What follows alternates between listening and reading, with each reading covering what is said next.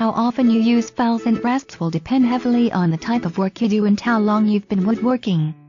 If your work involves a lot of curved shapes, your files and rasps are likely very prominent in your tool cabinet.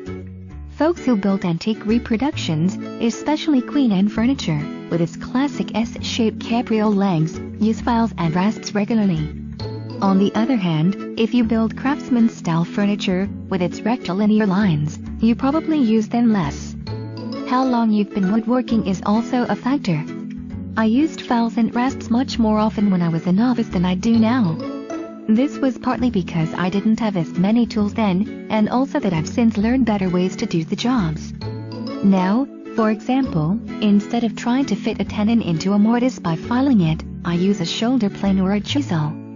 And instead of shaping a curve on a leg with a file, I tend to use a spoke shave. Any of these tools leaves a cleaner, smoother surface than a file or rasp, and, just as important, is more of a pleasure for me to use. I still use my rasps and files, just not as often. File cuts. Files are made by cutting parallel rows of teeth into the surface of the metal at an angle, usually between 60 and 80 degrees. There are 3 common cuts available: single cut, double cut, and curved tooth. Single cut files are the most common and work well for both general purpose woodworking and the occasional metalworking I need to do around the shop. Double cut files have a second set of teeth at an opposite angle to the first set, so they're more aggressive and work great when you need to remove a lot of material in a hurry.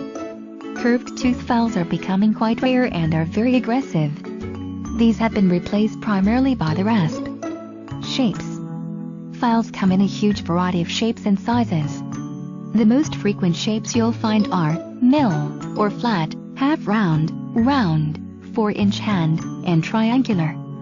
For all-around woodworking, the half-round shape is your best bet. This combination of a gently curving face with a flat face will handle most jobs. Lengths for files vary from 4 inches to 12 inches and larger. 8-inch and 10 inches files are the most suitable for the shop, while smaller files, particularly taper or triangular files, are useful for sharpening. Mill files. There are 3 common techniques for using a file: straight, cross filing, and draw filing. Each has advantages and disadvantages. Straight. Straight or inline filing is not used often, since most files perform best when skewed at an angle. There are times when inline filing is your only option or actually works best for the job. When I prepare the edge of a scraper by filing it flat, I typically use the inline method, since this helps to create an absolutely flat edge.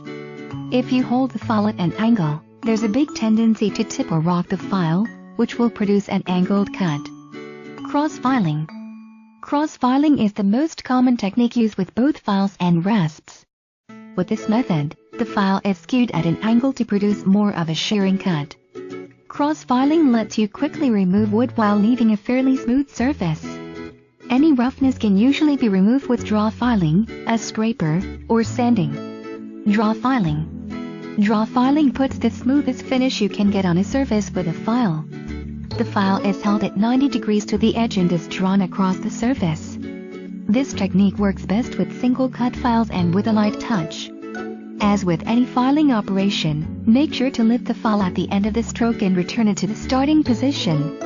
It's amazingly easy to destroy hours, even days, of work with one careless slip of a file.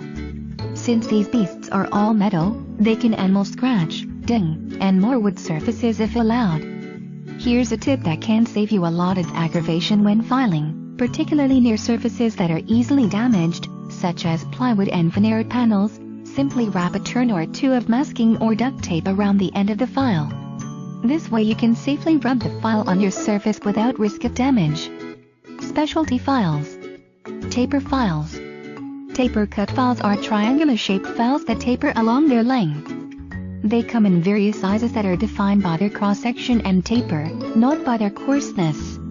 Common sizes are regular, slim, extra slim, and double extra slim.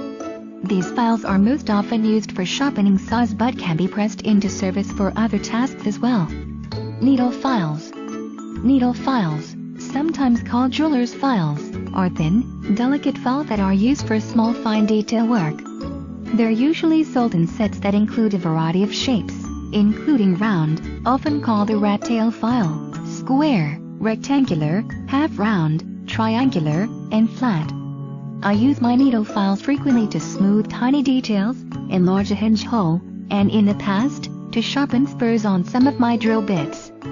This task has since been taken over by my diamond hones. Riflers. Riflers are specialty files used primarily by carvers to smooth out small details in their work. They may be double-ended or come with a handle. Riflers are available individually or in sets and can be either files or rasps. I bought a set years ago when I first became interested in carving. Although I don't do a lot of carving anymore, I occasionally pull them out when I just can't get into a spot with any other tool. They really are quite handy.